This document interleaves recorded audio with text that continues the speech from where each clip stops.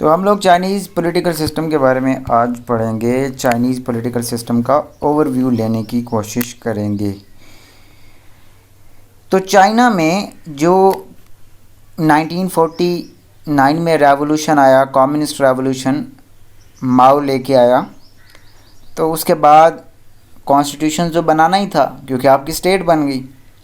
تو جو پہلا کانسٹیٹیوشن بنا تھا وہ 1954 کا کانسٹیٹیوشن بنا تھا. 1954 کے کانسٹیٹیوشن میں پریسیڈنٹ کے پاس پاورز تھیں، اور پریسیڈنٹ کے ساتھ پاور ہونے کے ساتھ ساتھ جو کمیونسٹ پارٹی ہے چائنا میں، اس کا جو رول ہے وہ بہت زیادہ تھا. Role of communist party was high, وہ ہائی تھا یا مور تھا. ٹھیک ہے، تو کمیونسٹ پارٹی کا رول جو ہے وہ 1954 میں زیادہ تھا. وہ کانسٹیٹیوشن وقت کے ساتھ ساتھ اولڈ ہو گیا. پھر 1975 میں ایک اور کانسٹیٹیوشن آیا، 1978 میں ایک کانسٹیٹیوشن آیا. تو ان کانسٹیٹیوشنز کے اندر جو پریسیڈنٹ تھا وہ نہیں تھا. پریسیڈنٹ جو تھا وہ تھا ہی نہیں ان دو کانسٹیٹیوشنز میں. لیکن بعد میں جو 1982 کا کانسٹیٹیوشن آیا، اس میں دوبارہ پریسیڈنٹ کو لایا گیا.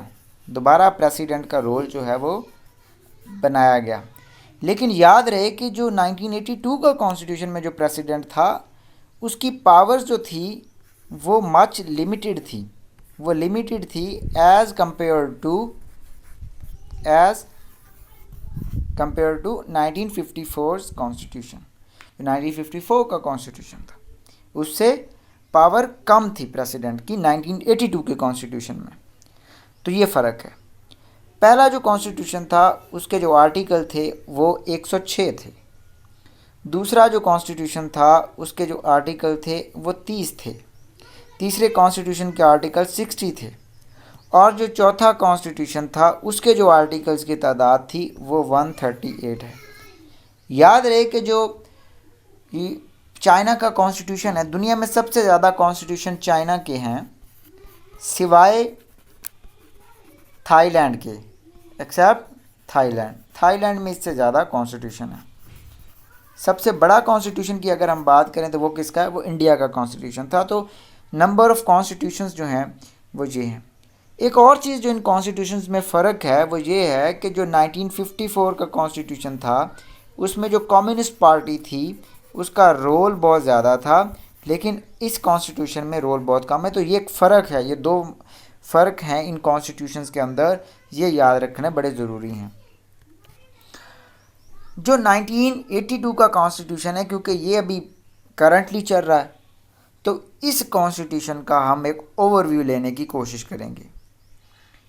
فارن پالیسی کے پرسپیکٹو میں جو 1982 کا چائنا کا کانسٹیٹیوشن ہے وہ یہ کہتا ہے، اس میں پنچ شیل کا کنسیپٹ ہے. یہ کنسیپٹ یہ کہتا ہے کہ جو چائنا ہے، پیپلز ریپبلک، یہ کلونیلزم، امپیریلزم کو ریزسٹ کرے گا.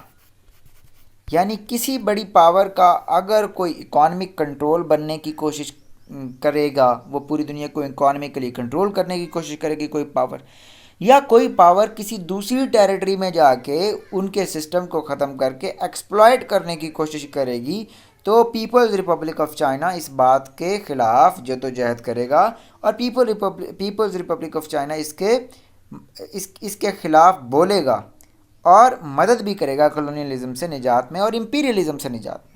تو یہ پنچ شیل کا کنسیپٹ ہے، اسی وجہ سے یونائٹڈ اسٹیٹ آف امریکہ کی اور چائنا کی نہیں بنتی. اور بھی بہت سارے ایشوز ہیں، تائیوان کا ایشو بھی ہے، ساؤتھ چائنا سی کا ایشو بھی ہے. لیکن پرائمریلی امریکہ جو ہے، امریکہ کی یہ ٹریڈیشن رہی ہے کہ وہ اکانومک امپیریلزم لگاتا ہے دنیا پہ. پوری دنیا میں اس کا اکانومک امپیریلزم ہے. تو اس وجہ سے بھی چائنا اور یونائٹڈ اسٹیٹ آف امریکہ کی نہیں بنتی. تو یہ ایک ان کے 1982 کے جو کانسٹیٹیوشن ہے اس میں کنسیپٹ ہے کہ پنچ شیل کا کنسیپٹ، کہ کلونیلزم اور امپیریلزم کو چائنا ریزسٹ کرے گا. اگر ہم بیسک سٹرکچر کی بات کریں تو اس کے 4 چیپٹر ہیں. 138 آرٹیکلز تو ہیں ہی، لیکن 4 چیپٹر ہیں. جو پہلا چیپٹر ہے یہ بیسکس کے بارے میں بتاتا ہے. ٹھیک ہے، جو دوسرا چیپٹر ہے یہ شہری کی ڈیوٹی کے بارے میں بتاتا ہے کہ ایک سٹیزن کی ڈیوٹی ہے کہ اس نے ٹیکس کو پے کرنا ہے، وہ چائنا کی فرنٹیئرز کو کیا کرے گا، ڈیفینڈ کرے گا ان کیس آف اٹیک۔ اور تیسری بات یہ ہے کہ پاورز کیا ہیں، ڈفرینٹ انسٹیٹیوشنز کی پاور تیسرے چیپٹرز میں لکھی ہوئی ہیں کہ جو کون سا انسٹیٹیوشن ہے اس کی کتنی پاورز ہیں۔ اور چوتھے میں نام اور فلیگ وغیرہ کی بات کی ہوئی ہے کہ فلیگ چائنا کا کیسا ہوگا، نام کیسا ہوگا، جو بیسک جو ریاست کے سمبولک جو کیا ہوتے ہیں سمبلز ہوتی ہیں اس کے بارے میں چیزیں لکھی ہوئی ہیں۔ یاد رہے کہ چائنا بائی کیمرل اسٹیٹ نہیں ہے، it is a uni cameral state, unitary state بھی ہے اور یونی کیمرل بھی ہے۔ یونیٹری سے مراد یہ ہے کہ سینٹرل گورنمنٹ کے پاس بہت زیادہ پاورز ہیں، سینٹرل گورنمنٹ کی جو پاورز ہیں وہ کیا ہیں، زیادہ ہیں چائنا کے اندر as compare to India. India میں ٹھیک ہے سینٹرل گورنمنٹ ہے لیکن فیڈرل گورنمنٹ کی پاور کم ہے، سینٹرل گورنمنٹ کی پاور کم ہے۔ پاکستان میں تو 18ویں ترمیم کے بعد جو فیڈریشن ہے اس کی پاور کم ہو گئی ہیں اور جو ان کے پروونس ہیں ان کی پاور زیادہ ہیں۔ تو چائنا میں سینٹرل گورنمنٹ ہے، پروونشل گورنمنٹ کی پاورز کوئی نہیں ہے۔ سینٹرل جو یونیٹری اسٹیٹ ہے، جو اس کی فیڈرل گورنمنٹ ہے، اس کے پاس بے تحاشا پاورز ہیں، جیسے گریٹ بریٹن کے جو پولیٹیکل سسٹم ہے اس میں ہیں۔ اب جو 1982 کا کانسٹیٹیوشن ہم نے پہلے بھی بات کی کہ اس میں کمیونسٹ پارٹی کا جو رول ہے وہ بڑا لیمیٹڈ ہے۔ نہ تو کمیونسٹ پارٹی اس کانسٹیٹیوشن کے تحت ملٹری کو کنٹرول کرتی ہے اور نہ ہی وہ باقی چیزوں میں انٹرفیئر کرتی ہے، بلکہ جو لینڈ کا جو کانسٹیٹیوشن ہے وہ سپریم لا ہے۔ یہ نہیں کہ جیسے ریولوشن کے بعد کمیونسٹ پارٹی کا جو دل کیا اس کی جو کونسل ہے اس نے جو مرضی کر دیا، ایسا نہیں ہے۔ اب ایک سسٹم ہے اس میں کمیونسٹ پارٹی کا رول لمیٹڈ ہے اور اس کا نام بھی اب نکال دیا گیا۔ اب ایسا کہتے ہیں کہ ڈیموکریٹک ڈکٹیٹرشپ کیا کرے گی، سوشلسٹ ریولوشن کو لے کے آگے چلے گی رادر دین کمیونسٹ پارٹی، جو کہ 1954 کے کانسٹیٹیوشن میں کہ کمیونسٹ پارٹی کے ذمے ہے کہ وہ مین ٹو مین ایکسپلائٹیشن اینڈ کرے اور سوشلزم کو آگے پھیلائے۔ اب وہ چیز نہیں ہے اس کانسٹیٹیوشن میں، اب کمیونسٹ پارٹی کا رول لمیٹڈ ہے۔ یونی کیمرل لیجسلیچر ہے یہاں پہ، پیپلز نیشنل کانگریس یہاں پہ کام کرتی ہے اور اس کے جو ممبرز ہیں وہ 2980 ممبرز ہیں۔ پھر یہ سیمی پریزیڈینشل سسٹم ہے، اس میں پریسیڈنٹ تو ہوتا ہے، پریسیڈنٹ تو ہے لیکن پرائم منسٹر بھی موجود ہے۔ سیمی پریسیڈینشل سسٹم ایک اور کنٹری ہے فرانس، اس کے اندر بھی موجود ہے۔ تو جو چائنا کا پولیٹیکل سسٹم ہے اس میں سیمی پریسیڈینشل سسٹم جو ہے وہ کام کرتا ہے۔ اب ہم لوگ اسٹرکچر آف سسٹم کے بارے میں بات کریں گے۔ تو اسٹرکچر آف جو سسٹم ہے اس کے بارے میں اگر ہم بات کریں تو جو اسٹرکچر آف سسٹم ہے وہ یہ آپ کے سامنے ہے۔ سب سے پہلے ہم بات کرتے ہیں پیپلز نیشنل کانگریس کی۔ تو پیپلز نیشنل کانگریس جو ہے وہ ان کا لیجسلیچر ہے، اس کے ممبرز 2980 سے 3000 ہیں۔ اب یاد رہے کہ کوئی بھی امینڈمنٹ کرنی ہے تو 2/3 آپ کو میجورٹی چاہیے اس جو لیجسلیچر ہے اس کی۔ تو اس کا مطلب یہ ہے کہ اتنے زیادہ ممبرز ہیں اور ان ممبرز کی 2/3 میجورٹی کے بعد ہی آپ اس کو امینڈ کر سکتے ہیں۔ تو کانسٹیٹیوشن فلیکسیبل تو نہ ہوا، ایزیلی امینڈ تو نہیں ہو سکتا نا، اتنے زیادہ ممبرز ہیں، ان کو کنٹرول کرنا بڑا ڈیفیکلٹ ہے، یہ عام سی بات ہے، انڈرسٹوڈ بات ہے۔ تو جو پیپلز نیشنل کانگریس ہے اس میں امینڈمنٹ کانسٹیٹیوشن میں بڑی تب بھی ہوگی جب یہ 2/3 جو ہیں وہ میجورٹی کے ساتھ جو ہیں وہ الاؤ کریں گے امینڈمنٹ کو۔ پھر فائنینشیل میٹرز جو ہیں وہ ڈیسائیڈ کون کرتا ہے، فائنینشیل میٹرز کو ڈیسائیڈ کرتا ہے یہ والا پیپلز نیشنل کانگریس۔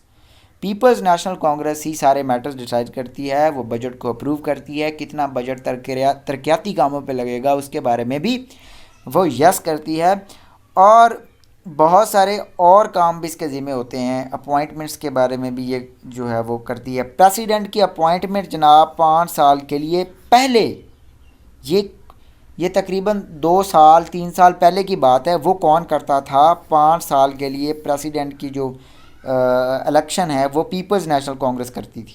5 سال کے لیے الیکٹ کرنا ہے، ٹرم کتنی ہیں 5 سال۔ اور پھر 2 ٹرمز کے بعد نیا آ جاتا تھا. لیکن جو زی جن پنگ ہیں، یہ زی ہے ان کا، زی جے پنگ، اس نے کیا کیا ہے، اس نے اب پھر اتھارٹیرینزم کو ریوائیو کرنا شروع کر دیا جو ماؤ کے دور میں تھا. اب کے کانسٹیٹیوشن میں زی جو ہے یہ پریسیڈنٹ فار لائف ہے. اس نے امینڈمنٹ کروا کے خود کو پریسیڈنٹ آف لائف کر دیا ہے. جب تک یہ زندگی ہے تب تک زی صاحب کے نام سارا کچھ ہے. وہ مر گئے تو پھر ہو سکتا ہے بعد میں لڑائی بھی ہو جائے. فارن افیئرز میں ایک آرٹیکل ہے وہ یہ کہتا ہے کہ بعد میں لڑائی بھی پڑ سکتی ہے. تو زی صاحب کو یہ سوچنا چاہیے کہ ان کی عمر بڑھتی جا رہی ہے اور اگر کمیونسٹ پارٹی میں لڑائی پڑ گئی تو سول وار ہو جائے گی، تو پھر آپ کا یہ سارا جو بی آر آئی کا سسٹم ہے یہ کولیپس بھی کر سکتا ہے. تو اس نے سسٹم کو ڈیموکریٹک، جو کچھ ڈیموکریٹک تھوڑا بہت تھا، ملٹی پارٹی سسٹم تو نہیں ہے، وہ اس ڈیموکریٹک سے وہ ڈکٹیٹر کی طرف لے کے جا رہا ہے، وہ ڈکٹیٹرشپ کی طرف لے کے چلا گیا. President for life, president for life. اب اس نے کیا کرنا ہے، اس نے پالیسی بنانی ہے. فورن ڈگنیٹری جو جتنے بھی لوگ ہیں، امبیسڈر آتے ہیں یا فورن لیڈرز آتے ہیں، یہ ان کو ریسیو کرتا ہے، ان سے بات چیت کرتا ہے. اور پالیسی گائیڈ لائن جو ہوتی ہے یہ پریسیڈنٹ کا کام ہی ہے، پالیسی گائیڈ لائن کرنا. اور یہ لاز جو ہیں لینڈ کے اندر، جو لا ہیں، جو لا بنائے گئے ہیں، وہ امپلیمنٹ ہو رہے ہیں کہ نہیں ہو رہے، یہ کس کا کام ہے چیک کرنا؟ یہ پریسیڈنٹ کا کام ہے. تو یہ جو ہے پرائم منسٹر اور وائس پرائم منسٹر جو ہوتے ہیں، اور ان کی جو کونسل ہوتی ہے، پرائم منسٹر کی جو کونسل ہوتی ہے، یہ کیا کرتی ہے؟ ڈومیسٹک ورک کرتی ہے، ڈومیسٹک لاز کو امپلیمنٹ کرتی ہے. دیکھیں نا، پرائم منسٹر بھی آ گیا اور پریسیڈنٹ بھی. اسی وجہ سے یہ کیا ہے، یہ سیمی پریسیڈنشیل سسٹم ہے. اب 1980s ممبر ہو گئے. Peoples national Congress financial matters بھی کرتی ہے یہ. اب ایک اور کام پیپل نیشنل کانگریس کرتی ہے. پیپلز نیشنل کانگریس کیا کرتی ہے؟ اسٹینڈنگ کمیٹی کو کیا کرتی ہے؟ الیکٹ کرتی ہے. یہ ایک الگ چیز ہے کمیٹی، یہ کسی اور سسٹم میں ہمیں دکھائی نہیں دیتی. ہمارے یہاں پاکستان میں ایک ہے پبلک اکاؤنٹ کمیٹی، کمیٹیاں ہیں، لیکن وہ تو پارلیمنٹ کی جان ہوتی ہیں کمیٹیاں کہتے ہیں. لیکن اسٹینڈنگ کمیٹی اس لیے ڈیفرنٹ ہے کہ اسٹینڈنگ کمیٹی میں 19 وائس پریزیڈنٹ ہوتے ہیں، ایک جو ہے وہ چیئرمین ہوتا ہے اس کا. یہ 2 سال کے لیے الیکٹ ہوتے ہیں، ٹھیک ہے. اور اس کے ممبرز کتنے ہوتے ہیں؟ 200 ممبرز.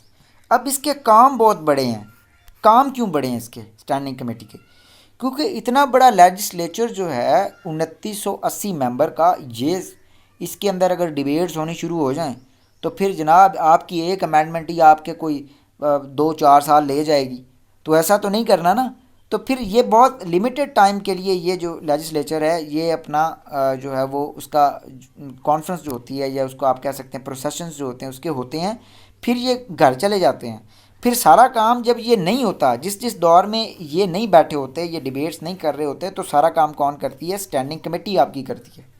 تو اسٹینڈنگ کمیٹی کا جتنے بھی کام ہیں، چاہے وہ ایگزیکٹو کام ہے، ٹھیک ہے، چاہے وہ لیجسلیٹو کام ہے، اور چاہے وہ کون سے ہیں، ایگزیکٹو، لیجسلیٹو، جوڈیشیل کام ہے، وہ سارے کیا کرتی ہے؟ یہ اسٹینڈنگ کمیٹی کرتی ہے. پریسیڈنٹ پارڈن بھی کر سکتا ہے کسی کو معاف بھی کر سکتا ہے، ٹھیک ہے. اسٹینڈنگ کمیٹی کیا کرتی ہے؟ یہ آپ کے آرمی کے جو ممبرز ہیں ان کو بھی اپوائنٹ کرتی ہے اگر پیپلز نیشنل کانگریس نہیں موجود. اگر پیپلز نیشنل کانگریس موجود نہیں ہے تو یہ کیا کرے گی اسٹینڈنگ کمیٹی؟ یہ آپ کی جو ملٹری کی کونسل ہے اس کو الیکٹ کروائے گی. آپ کے چیف جسٹس کو بھی، یعنی جو پیپلز کورٹ ہے اس کا جو چیف جسٹس ہے اس کو بھی اس نے الیکٹ کرنا ہے اسٹینڈنگ کمیٹی نے. جب اسٹینڈنگ کمیٹی، جب پیپل نیشنل کانگریس نہیں ہوگی تب. اسی طرح سے جو آپ کی اسٹینڈنگ کمیٹی ہے وہ سارے کے سارے جو لیجسلیشن ہے اس کو پریپیئر بھی کرتی ہے. اس کے ساتھ ساتھ یہ آپ کے کانسٹیٹیوشن کو انٹرپریٹ بھی کرتی ہے. کل ہم نے ایران کا دیکھا تھا، ایران میں کون تھی؟ گارڈین کونسل تھی نا. فرانس میں کانسٹیٹیوشنل کانگریس ہوتی ہے جو دیکھتی ہے کہ آپ کا جو کانسٹیٹیوشن ہے اس کے لحاظ سے لیجسلیشن ہو رہی ہے یا اس کے اگینسٹ جا رہی ہے لیجسلیشن جو آپ کا بیسک پر ہے.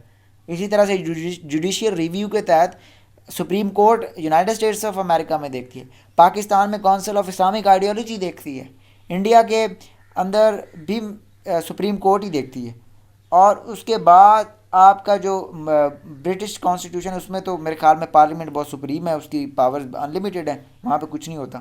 تو یہ یہاں پہ جو اسٹینڈنگ کمیٹی ہے، چائنیز سسٹم میں وہ کیا کرتی ہے، وہ جناب آپ کا جو ہے وہ کانسٹیٹیوشن کو انٹرپریٹ کرتی ہے، لیجسلیشن کو انٹرپریٹ کرتی ہے۔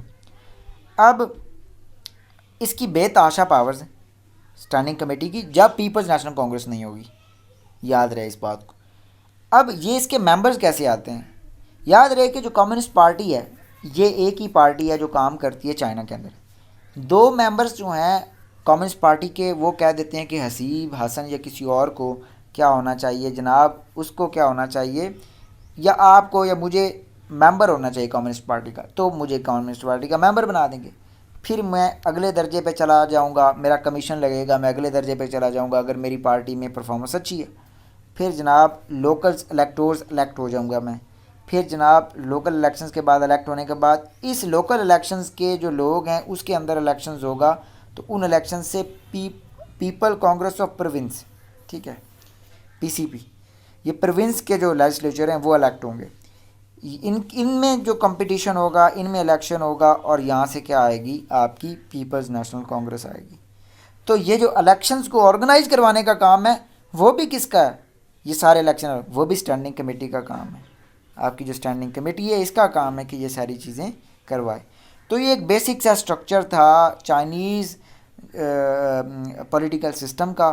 یہ سیمی پریزیڈینشیل ہے، ڈکٹیٹرشپ ہی ہے، اور یہ آپ تھوڑا تھوڑا ڈکٹیٹرشپ کی طرف اب جا رہا ہے آہستہ آہستہ، یہ زیادہ پھر دوبارہ اپنی وہ ریسیڈ کر رہا ہے۔ تو ویسٹ کو بڑی پرابلم ہے، ویسٹ نے سوچا تھا کہ زیوپنگ کے بعد یہ آہستہ آہستہ یہ ٹھیک ہو جائے گا، یہ ڈیموکریسی کی طرف چلے جائیں گے، لیکن ایسا نہیں ہے، یہ پھر دوبارہ جو ہے اس کا بیک گیئر لگ گیا، یہ جا رہا ہے ڈکٹیٹرشپ کی طرف۔ اور جو پولیٹیکل سائنٹسٹ ہیں وہ یہ کہتے ہیں کہ یہ ضروری نہیں ہے کہ ایک بار اگر کوئی سسٹم سیکولرائزیشن اور ڈفرینشیشن آف اسٹرکچر کی طرف چلا جائے تو وہ واپس نہیں آتا۔ وہ کہتے ہیں کہ ایسا ہو سکتا ہے کہ ایک سسٹم بڑا ڈیموکریٹک ہو، اس کے اندر بات چیت سے معاملات اور کنسلٹیشن سے حل ہوتے ہوں، اور اس کے بعد وہ ڈکٹیٹرشپ کی طرف واپس بھی جا سکتا ہے۔ تو وہ اس کی اگزامپل ایک دیتے ہیں رومن امپائر کی۔ رومن امپائر میں جو ایرسٹوکریٹس تھے وہ بیٹھ کے معاملات حل کرتے تھے۔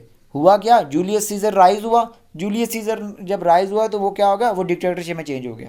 سب نے کہا کہ جولیس سیزر بھائی اب ہمارا بادشاہ ہے، صحیح ہے، کیونکہ وہ ملٹری کا لیڈر بڑا زبردست تھا، اس نے فرنٹیئرز ڈیفینڈ کی روم امپائر کی، اس کو انہوں نے کیا کر دیا، ڈکٹیٹر کر دیا۔ تو اسی طرح سے زی صاحب نے بی آر آئی کو کیا کیا ہے، انیشیٹ کیا۔ اس نے کہا کہ چائنا جو ہے وہ اگلی پاور ہوگا، اور اسی بی آر آئی کا سہارا لے کے اپنی لیجسٹی میسی بنا رہا ہے۔